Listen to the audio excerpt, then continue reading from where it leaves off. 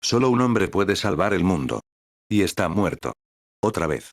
La primera vez Gino Molinari, líder electo de la Tierra y comandante supremo de sus fuerzas armadas en la guerra contra los Rex, fue asesinado por un rival político. La segunda, sufrió un ataque al corazón mientras negociaba la rendición al enemigo. Pero ahora ha vuelto, más joven y fuerte que antes, y trae consigo una nueva esperanza para la Tierra en su lucha por la supervivencia. Philip K. Dick. Esperando el año pasado. EPUBR 1, Ger del Pozo 3 de noviembre de 2013. Título original. No Wait for Last Year. Philip K. Dick, 1966. Traducción. Domingo Santos. Editor digital. Ger del Pozo. Corrección de erratas. El nota. EPUB base R1, 0. Anansi Aket. Una forma en que puedes hollar el sol. Y ser más brillante que él. Henry Vaughan. 1. El edificio en forma de Acterix, tan familiar para él, dejó escapar su habitual luz gris humosa cuando Eric Suexcent plegó su rueda y consiguió meterla en el pequeño espacio reservado para él en el aparcamiento. Las 8 de la mañana, meditó melancólicamente. Y su jefe, el señor Virgil L. Ackerman, ya había abierto las oficinas de la CPTT para el trabajo cotidiano. Era un hombre cuya mente estaba más despejada a las 8 de la mañana que a cualquier otra hora del día, pensó el doctor Suexcent. Aquello iba contra todos los mandamientos de Dios. Vaya excelente mundo que nos están ofreciendo. La guerra disculpa cualquier aberración humana, incluso las de aquel viejo. De todos modos se dirigió hacia la cinta rodante, solo para detenerse al oír llamar su nombre. Oiga, señor Suexcent. Un momento, señor. La voz nasal y repelente de un robant. Eric se detuvo de mala gana, y la cosa se le acercó, toda brazos y piernas en enérgica agitación. El señor Suexcent, de la compañía de pieles y tintes de Tijuana, se sintió irritado. Doctor Suexcent, por favor. Le traigo una factura, doctor. El robante extrajo un papel blanco, doblado, de su bolsa metálica. Su esposa, la señora Catherine Suexcent, hizo el cargo hace 3 meses en su cuenta de tierra de los sueños felices tiempos para todos. $65, más el 16% de intereses. Es la ley, ¿sabe?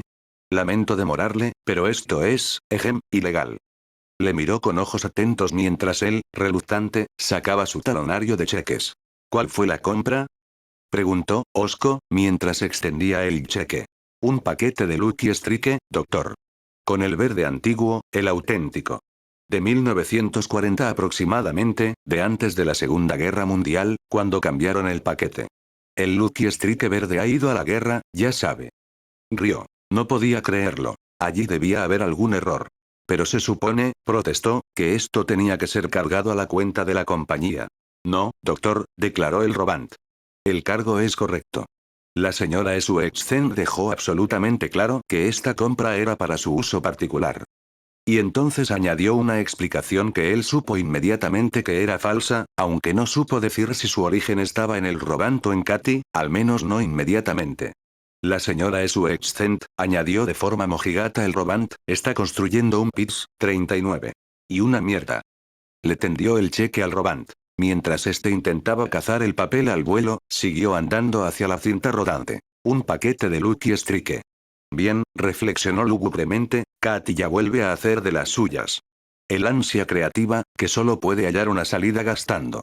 Y siempre por encima y más allá de su sueldo, que, tuvo que admitirse a sí mismo, era bastante mayor que el suyo. Pero, en cualquier caso, ¿por qué no se lo había dicho? Una compra importante de ese tipo. La respuesta, por supuesto, era obvia.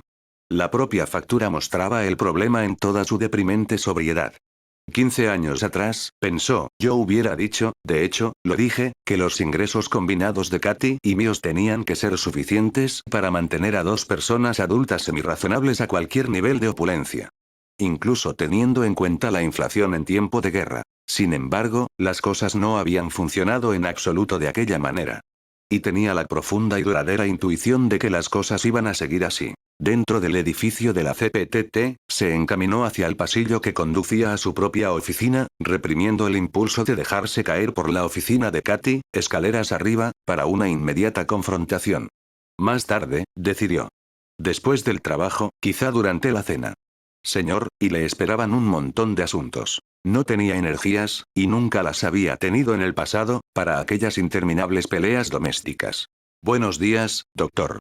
Hola, dijo Eric, con una ligera inclinación de cabeza hacia la llamativa señorita Pert, su secretaria. Esta vez se había rociado el cuerpo con un producto azul brillante, moteado con destellantes fragmentos que reflejaban las luces del techo de la oficina.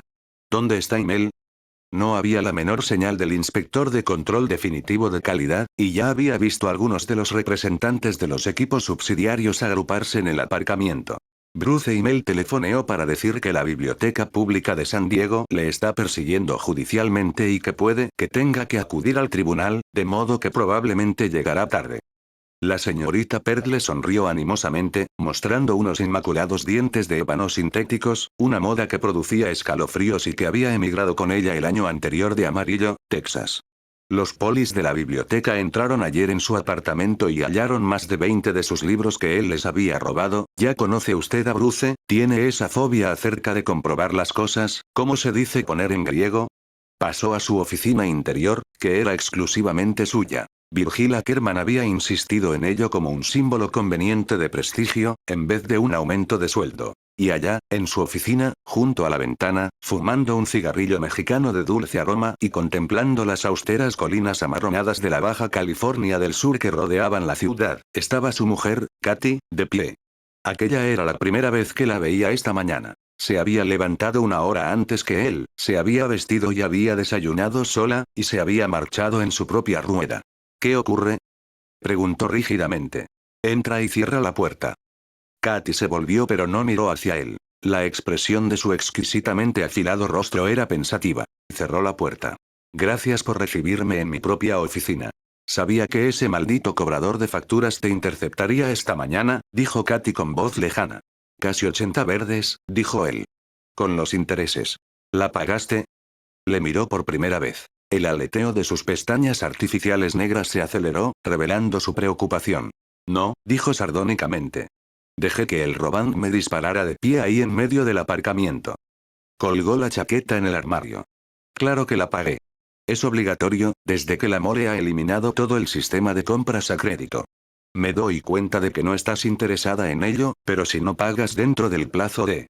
Por favor, dijo Katy, no me sueltes discursos. ¿Qué es lo que dijo? Que estoy construyendo un Pitts 39. Mintió. Compré el paquete verde de Lucky Strike para un regalo. No construiría ninguna infantilandia sin decírtelo. Después de todo, sería tuya también. No Pitts 39, dijo Eric. Nunca viví allí, ni en el 39 ni en ninguna otra época. Se sentó ante su escritorio y pulsó su videocom. Estoy aquí, señora Sharp, informó a la secretaria de Virgil. ¿Cómo se encuentra hoy, señora Sharp? ¿Llegó bien a casa tras esa reunión para la venta de bonos de guerra la otra noche? ¿Ninguno de esos incitadores a la guerra la golpeó en la cabeza? Cortó el aparato. Explicó a Katy. Lucille Sharp es una ardiente defensora de la conciliación. Creo que es estupendo que una compañía permita que sus empleados se dediquen a la agitación política, ¿no crees? Y más estupendo aún es el hecho de que no te cueste ni un centavo. Los mítines políticos son gratuitos. Pero tienes que rezar y cantar, dijo Katy.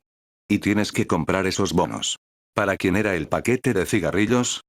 Para Virgil Ackerman, por supuesto. Exhaló el humo del cigarrillo en dos columnas gemelas. ¿Crees que deseo trabajar en alguna otra parte? Seguro que lo harías, si te ofreciera alguna ventaja. No es lo elevado del sueldo lo que me mantiene aquí, Eric, pese a lo que pienses, dijo Katy meditativamente. Creo que estamos ayudando en el esfuerzo de guerra. Aquí. ¿Cómo? La puerta de la oficina se abrió. La señorita Pert se silueteó en ella, con sus luminosos, espectaculares, horizontalmente inclinados pechos rozando el marco, cuando se volvió hacia él y dijo. Oh, doctor, lamento molestarle, pero el señor Jonas Ackerman ha venido a verle, el sobrino bisnieto del señor Virgil viene de los baños. ¿Cómo están los baños, Jonas? Dijo Eric, tendiendo la mano. El sobrino bisnieto del propietario de la firma avanzó hacia él y se la estrechó. ¿Han burbujeado algo especial durante el turno de noche? Si lo hicieron, dijo Jonas, imitaron a un operario que se fue por la puerta delantera. Se dio cuenta de la presencia de Katy. Buenos días, señora Sue Excent. ¿Sabe? Vi esa nueva config que adquirió usted para nuestro Wash 35, ese coche con forma de escarabajo. ¿Qué era, un Volkswagen? ¿Es así como los llamaban? Un Chrysler Aero, dijo Katy. Era un buen coche, pero con problemas de suspensión. Un error de ingeniería que le hizo fracasar en el mercado. Dios, dijo Jonas, con convicción. Conocer algo realmente a fondo. Tiene que ser extraordinario. Sumergirse en un aspecto determinado del renacimiento. Yo digo que hay que especializarse en un área determinada hasta, se interrumpió al darse cuenta de que los dos de su excent mostraban un aspecto lúgubre y taciturno. ¿He interrumpido algo? Los asuntos de la compañía tienen prioridad sobre las distracciones personales, dijo Eric. Se sentía agradecido de la intervención incluso del miembro más joven de la intrincada jerarquía familiar de la compañía. Por favor, vete, Katy, dijo a su esposa, sin molestarse en hacer que su tono sonara jovial. Hablaremos durante la cena. Tengo demasiado que hacer para perder el tiempo discutiendo acerca de si un robot cobrador de facturas es capaz mecánicamente de decir mentiras o no. Escoltó a su esposa hasta la puerta de la oficina. Ella se dejó llevar pasivamente, sin resistencia. En voz baja le dijo, como el resto mundo, no le importa burlarse de ti, ¿verdad? Todos lo hacen. Cerró la puerta tras ella. Jonas Ackerman se encogió de hombros y dijo. Bien, eso es el matrimonio en nuestros días. Odio legalizado. ¿Por qué dice usted eso? Oh, capté los matices de esa conversación. Podían palparse en el aire como el soplo helado de la muerte. Tendría que haber ley que prohibiera a un hombre trabajar para la misma empresa que su esposa. Infiernos, ni siquiera en la misma ciudad. Sonrió, y su delgado y joven rostro se vio repentinamente libre de seriedad. Pero es realmente buena, ¿sabe? Virgil ha despedido gradualmente a todos sus demás proveedores de coleccionables desde que Katy empezó aquí, pero por supuesto ella ya debe habérselo mencionado. Muchas veces. Casi cada día, reflexionó cáusticamente. ¿Por qué no se han divorciado ustedes? Eric se encogió de hombros, un gesto destinado a mostrar una naturaleza profundamente filosófica. Esperó haberlo conseguido. Evidentemente, el gesto no alcanzó su objetivo, porque Jonas dijo. ¿Quiere decir que esta situación le gusta? Quiero decir, murmuró resignadamente, que estuve casado antes y que no fue mejor, y que si me divorcio de Katy volveré a casarme, porque, como dice mi cerebros, no puedo hallar mi identidad fuera del rol de marido y padre y sostenedor de la familia, y con la próxima ocurrirá exactamente lo mismo, porque ese es el tipo de mujeres que selecciono. Es algo muy arraigado a mi temperamento. Alzó la cabeza y miró a Jonas con una expresión de masoquista desafío, tan buena como pudo encontrar. ¿Qué deseaba, Jonas? Un viaje, dijo alegremente Jonas Ackerman. A Marte. Para todos nosotros, incluido usted. Una conferencia. Usted y yo podemos ocupar asientos bien lejos del viejo Virgil para no tener que discutir con él de los asuntos de la compañía y del esfuerzo de guerra y de Gino Molinari. Y puesto que tomaremos la nave grande, serán 6 horas en cada sentido. Y por el amor de Dios, no quiero quedarme de pie todo el camino hasta Marte y regreso, así que asegurémonos de conseguir asientos. ¿Cuánto tiempo estaremos allí? Francamente, no se sentía entusiasmado con el viaje. Iba a separarlo demasiado tiempo de su trabajo. Sin duda estaremos de vuelta mañana o pasado mañana. Escuche. Eso lo sacará fuera del camino de su esposa. Katy se queda aquí. Es una ironía, pero he observado que cuando el viejo va a Wash 35 nunca le gusta tener a sus expertos en antigüedades a su alrededor, le gusta meterse en la magia del lugar, y cada vez más a medida que se hace viejo. Cuando tenga usted 130 años empezará a comprender, y yo también, supongo. Mientras tanto, tenemos que aceptarlo tal como es. Añadió, sombríamente. Es probable que usted ya lo sepa, Eric, puesto que es su médico. Nunca morirá. Nunca tomará la decisión dura, como la llaman, no importa lo que falle y tenga que ser reemplazado dentro de él. A veces lo envidio por ser optimista. Por gustarle tanto la vida. Por pensar que es tan importante. Nosotros somos unos insignificantes mortales. A nuestra edad, lanzó una ojeada a Eric. A unos miserables. 30 o 33. Yo me siento lleno de vitalidad, dijo Eric. Tengo una larga vida por delante. Y no me dejaré ganar por ella. Extrajo del bolsillo de su chaqueta la factura que el cobrador Robán le había presentado. Ahora que me acuerdo. ¿Vio usted llegar a Wash 35 un paquete de Lucky Street con el verde, hará unos 3 meses? ¿Una contribución de Katy? Después de una larga pausa, Jonas Ackerman dijo. Pobre decrépito tonto suspicaz. ¿Es en eso en todo lo que puede meditar? Escuche, doctor. Si no puede centrar usted su mente en su trabajo, está acabado. Hay 20 cirujanos Transplorg en los archivos de personal del viejo que simplemente están aguardando la posibilidad de trabajar para un hombre como Virgil, alguien de su importancia en la economía y el esfuerzo de guerra. Y usted no es tan bueno como eso. Su expresión era a la vez compasiva y desaprobadora, una extraña mezcla que tuvo el efecto de despertar bruscamente a Eric Suexcent. Personalmente, si me fallara el corazón, lo cual no dudo que ocurrirá cualquiera de estos días, no me sentiría muy inclinado a acudir a usted. Se halla demasiado liado en sus asuntos personales. Vive usted para sí mismo, no para la causa planetaria. Dios mío, ¿no lo recuerda? Estamos luchando en una guerra a vida o muerte. Y estamos perdiendo. Estamos siendo pulverizados cada maldito día que pasa. ¿Cierto? Se dio cuenta Eric. Y tenemos un líder enfermo, hipocondríaco, decaído. Y la compañía de pieles y tintes de Tijuana es una de esas enormes propiedades industriales que mantienen a ese líder enfermo, que consigue apenas sostener a la mole en su cargo. Sin amistades personales calurosas y bien situadas, como la de Virgil Ackerman, Gino Molinari estaría fuera de la política o muerto o en algún asilo de ancianos. Yo lo sé.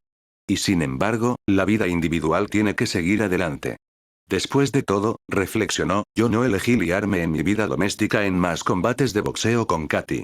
Y si tú crees que lo hice o que sigo haciéndolo, eso se debe a que eres mórbidamente joven.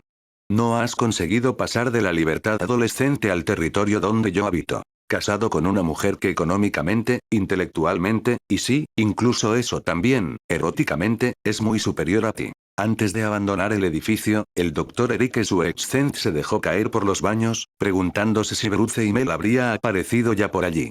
Lo había hecho. Allí estaba, al lado del enorme cesto de desechos lleno de perezosos perros pardos defectuosos.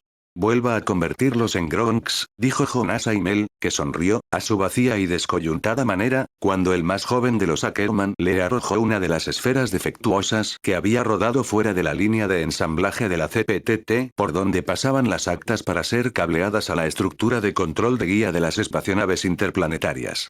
¿Sabe? Dijo a Eric, si toma usted al azar una docena de esos sistemas de control, y no los defectuosos sino aquellos que irán a parar a las cajas de embalaje para el ejército, descubrirá que, comparados con los de hace un año, o incluso con los de hace 6 meses, su tiempo de reacción ha aumentado al menos en varios microsegundos. ¿Quiere decir con eso, murmuró Eric, que nuestros estándares de calidad han descendido? Parecía imposible. Los productos de la CPTT eran demasiado vitales. Toda la red de las operaciones militares terrestres dependía de aquellas esferas del tamaño de una cabeza. Exactamente. Aquello no parecía preocupar a Jonas. Porque estábamos rechazando demasiadas unidades. Nuestros beneficios disminuirían. A veces desearía que siguiéramos todavía en el negocio del guano de murciélago marciano, tartamudeó Mel.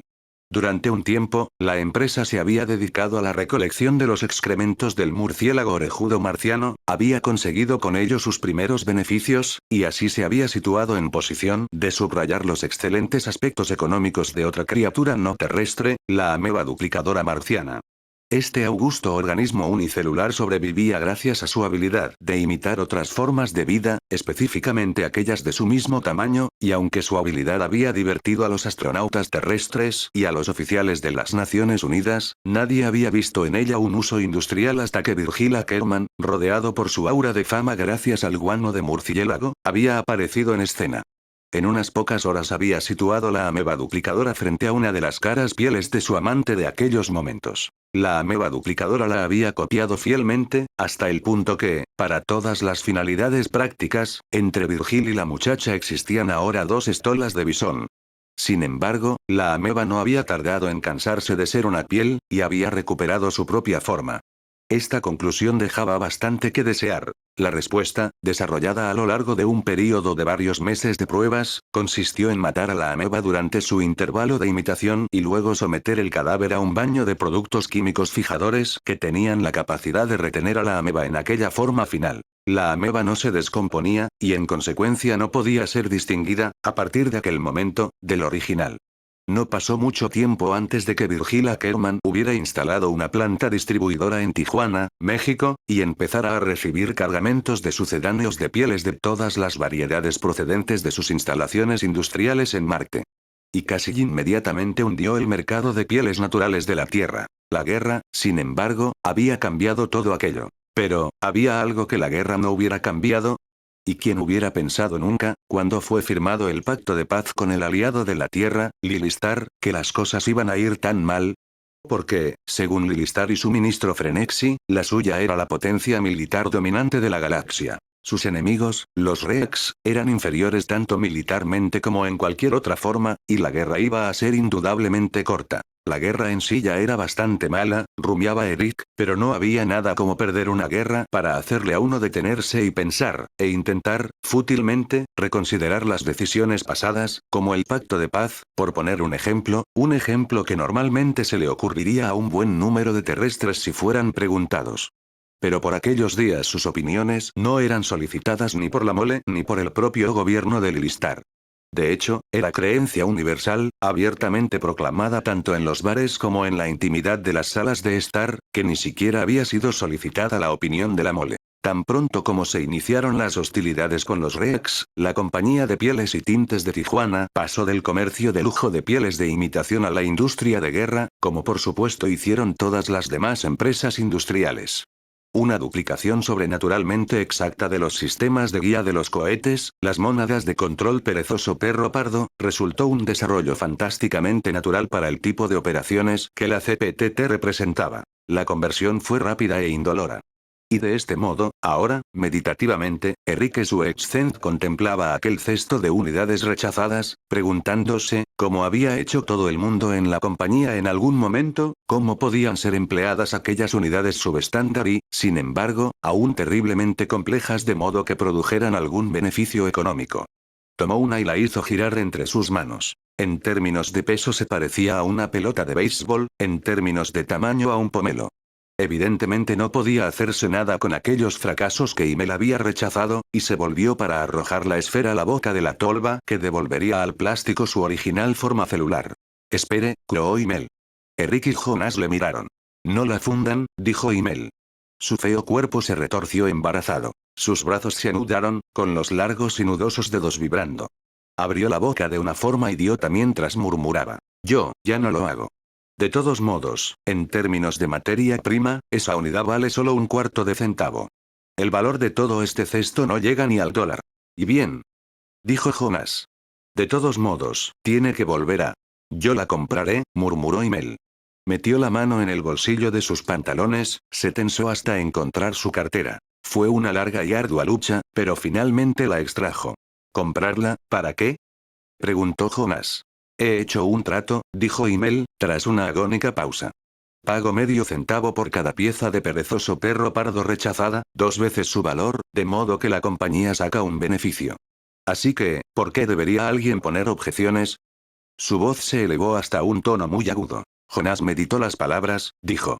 Nadie está poniendo objeciones. Simplemente siento curiosidad hacia lo que hace usted con ellas. Miró de reojo a Eric como para preguntarle. ¿Qué tiene que decir usted al respecto? Las uso, dijo Imel. Se volvió con gesto hosco y se encaminó hacia una puerta cercana.